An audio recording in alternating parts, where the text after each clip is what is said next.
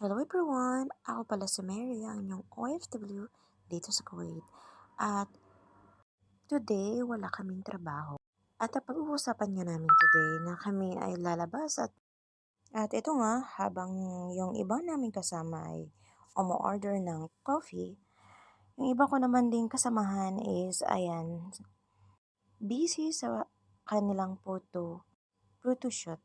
Dahil matagal din kami nagsama-sama. At after namin makuha yung order namin at ayan, sobrang sayang mga inday. At deserve naman namin to.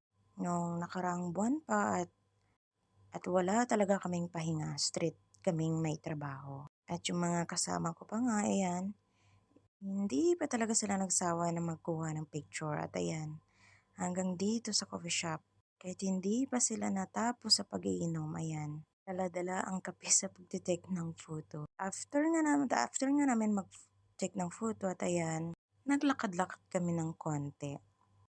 At hanggang sa nagsawa at nagpagod at yun na nga. Umuwi na rin kami after dyan. At hindi nga namin namalaya na sobrang late na pala. And ayun guys, thank you for watching to everyone. And so far nag-enjoy kami today. And this is my story for today. And thank you for watching guys.